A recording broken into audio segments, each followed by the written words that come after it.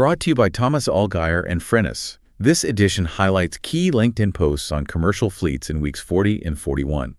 Frennis supports automotive enterprises and consultancies with market, customer, and competitive intelligence in the commercial fleet sector, with a strong focus on digital solutions and emerging technologies. Yeah, and looking through the posts we pulled, it's really striking. The conversation in the commercial fleet world, it's shifted. We're definitely past just talking about pilots. Absolutely. These sources, they're all about what's happening now. Real-world operations, strategic moves being made today, the kind of, gritty details fleet managers and OEMs are dealing with. Right. And what really jumped out at me is how incredibly operational it's all become. It's not if fleets transition anymore, is it? It's all about the how. And, frankly, how fast. Exactly. So our goal today is to cluster the big trends we saw bubbling up on LinkedIn these past couple of weeks 40 and 41. We'll cover the scale of electrification globally, charging strategies, which is always huge, some cutting-edge data uses, and how policy is actually shaping things. Okay, sounds good. Let's start with that first point then, the sheer speed and scale of electrification. Because the momentum, it's pretty staggering. It's definitely moving quickly from those early tests to really scaled deployments across the globe, especially trucks and public transport. I agree on the speed, but that scale, it obviously brings its own challenges. And the sources, they make it very clear who's setting the pace globally right now. And that's China. Oh, yeah. Casper Norden pointed this out. They're just running away with the zero-emission truck market. Nearly 90,000 sold just in the first half of 2025. 90,000. That number just makes you stop and really take notice. Adam Browning even shared an OEM internal forecast predicting, get this, 35% of heavy-duty truck sales in China this year will be electric. 35%. 35%. I mean, that tells you they must have cracked some major nuts around manufacturing scale, sourcing components, getting the infrastructure rolled out, things other regions are still wrestling with. It's a stunning scale globally, definitely. But we are also seeing real, tangible successes closer to home, which kind of proves the tech is ready now. Take public transit, for example. Ian Downey mentioned new zero-tailpipe emission buses going into service in Essex. And that's not a small trial. It's 55 vehicles, backed by First Bus and the County Council. And the benefits aren't just environmental, are they? They're very practical, very human. Duncan McIntyre talked about Glades County's electric school buses.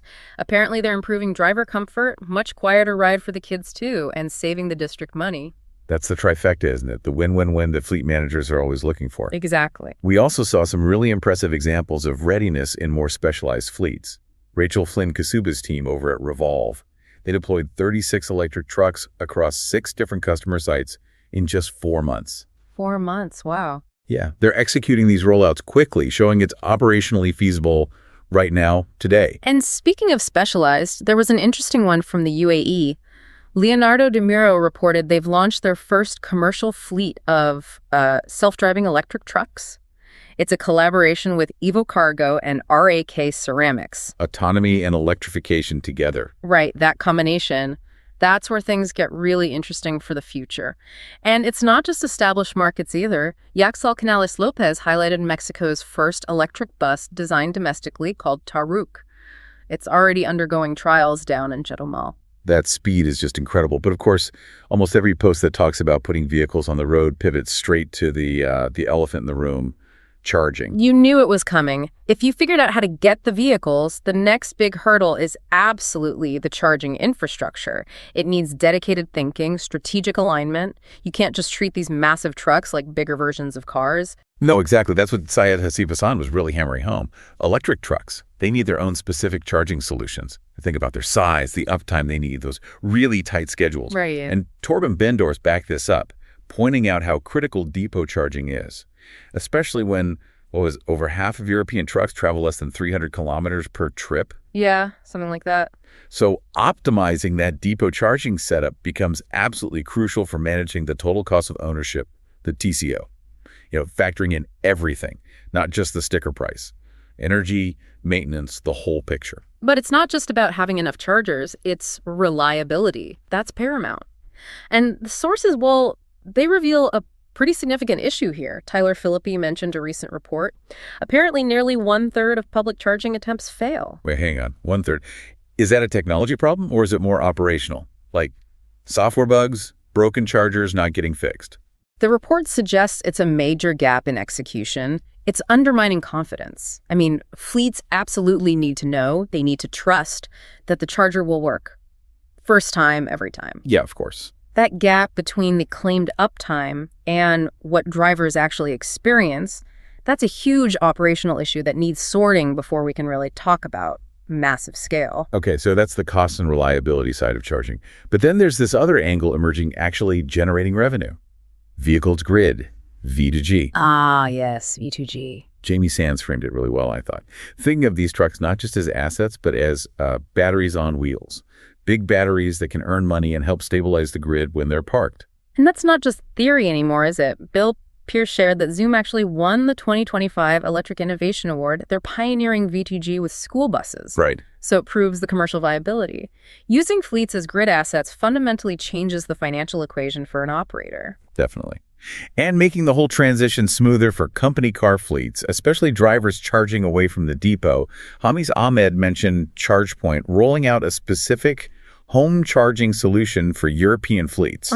Home charging focus. Yeah, getting reliable home charging sorted is maybe one of those quiet under-the-radar things that really helps hit sustainability targets and makes drivers' lives easier, more productive. And this V2G potential, managing energy flows, it fundamentally changes the whole financial and risk picture. But to actually make money from it, you need flawless data. Which brings us nicely to the next big theme, telematics, data, and getting operations accurate. Yeah, data is really evolving, isn't it? It's gone way beyond just knowing where a truck is on a map. Now it's becoming this sophisticated tool to prevent really costly mistakes and get super granular on risk.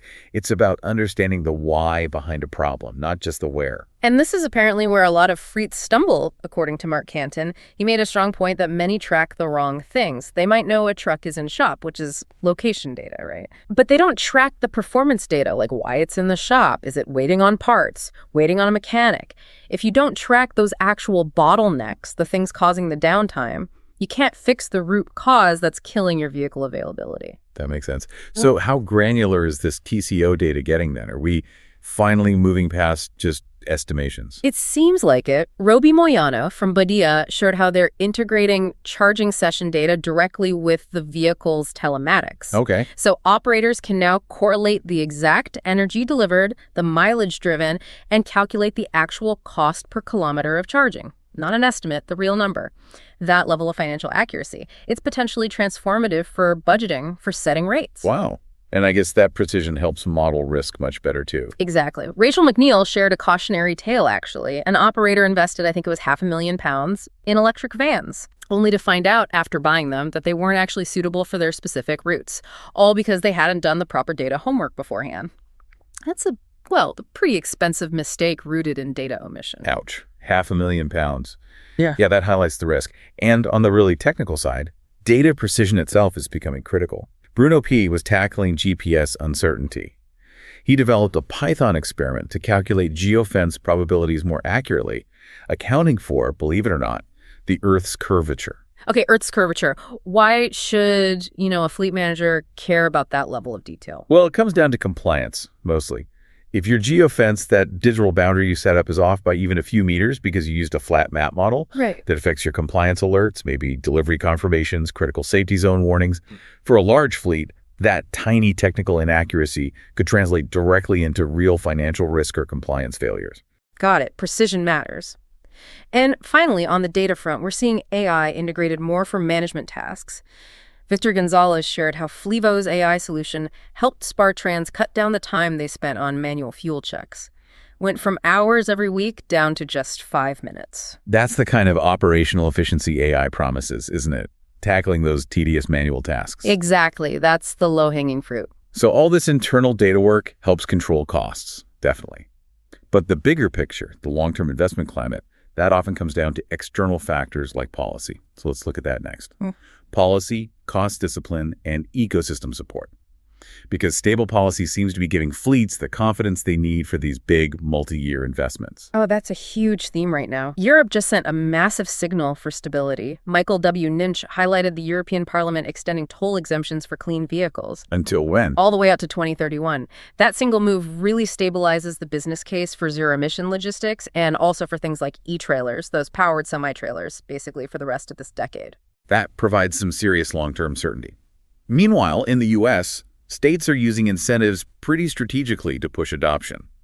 Maggie Kobelis noted New Jersey is offering hefty vouchers like $50,000 plus for commercial fleets buying Class 3 or higher EVs. So medium duty and up. Yeah, trying to drive that decarbonization by helping bridge the upfront cost gap, which is still a factor. And strategically, from the fleet operator's perspective, Josh Robinson had some interesting advice. He suggested HGV fleets need to shift their focus a bit. Don't just fixate on the headline rental price. Okay. Focus instead on the total cost of distribution. Things like prioritizing control over your assets, flexibility, optimizing payloads. That delivers better overall economic results than just chasing the absolute lowest monthly payment on paper. Right. Thinking holistically about the operation, not just one line item. And we're seeing the support ecosystem evolve to help with this too. Ollie Woodall covered the merger between Journey Leasing and Drive Electric. Ah, yes. Combining forces. It's exactly. Pooling their expertise and scale to offer, hopefully, more affordable and accessible EV leasing options for businesses, trying to make that switch quickly. Okay, that leads us into our final theme, which ties a lot of this together, the human element and looking at alternative futures. Because this whole massive transformation, it doesn't just happen because of technology. It really depends on people. Yeah. And also exploring every possible complementary technology. Ray Miller put it really well, I thought. He basically said fleet success hinges on people. The drivers, your partners, how you manage the change internally. It's not just about the trucks themselves. And Mike McCrane echoed that. He noted that it's the people and the purpose behind the transition that ultimately determine success, maybe even more than the hardware. Technology is just the tool, right? It's people who run the business and navigate the change. Absolutely. And thinking about those people, especially drivers, and minimizing their downtime, we have to look beyond just plugging in. Battery swapping came up. Ajay Karthikeyan Vasudevan highlighted it's gaining real momentum globally. Places like Tokyo, Madrid. Swapping. Interesting. Yeah, as a potential answer to long charging waits and easing pressure on the grid. He framed it as a possible catalyst for commercial EV adoption, working alongside traditional charging, not necessarily replacing it entirely. So another tool in the toolbox. Yeah. And we're seeing new service models pop up to try and make the whole transition feel seamless. Yeah. Mauricio Sardi is developing this all-inclusive bus and truck as a service idea. All-inclusive, what does that cover? Pretty much everything, it sounds like. The vehicle, the charging setup, maintenance, insurance, even managing the grid interaction. The goal is to deliver, I think he said, at least 10% savings for operators compared to doing it all themselves.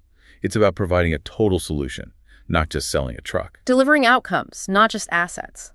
And tied into that service idea, Lehan Hansen offered a really practical, tactical insight, something easily overlooked. Oh, yeah. Fleet uptime can apparently be significantly affected by where the truck comes from, whether it's straight from the dealer or if it's gone through an upfitter first. You know, the specialists who add the custom bodies, refrigeration, that kind of thing. Right. The final stage manufacturing. Exactly. That real-world installation experience and, crucially, the post-delivery support from those experienced partners, it can be absolutely critical for keeping those complex vehicles running smoothly. It's not just about the base chassis. That makes a lot of sense. Lots of moving parts, literally. Okay, well, that brings us towards the end of this deep dive. If you enjoyed this deep dive, new editions drop every 2 weeks. Also, check out our other deep dives on electrification and battery technology, future mobility and market evolution, and next-gen vehicle intelligence. And before we sign off, here's maybe one last thought for you, the listener, to chew on. We heard so much today about the critical need for granular performance data, Mark Kenton's point, and that intense focus on predictable cost control that Josh Robinson mentioned. So how quickly do you think fully integrated data platforms, maybe combined with those AI-driven insurance models that Matteo Carbone talked about for transforming risk assessment, how quickly do those become like the absolute baseline requirement just to get capital investment for any new fleet assets? That's a great question. Moving data from being just useful to being essential for even getting financed, that could really accelerate things. Definitely something to watch in the coming months. Thanks everyone for joining us for this deep dive into the latest commercial fleet insights. We hope this helps you shape your strategy moving forward. Be sure to subscribe so you don't miss our next edition.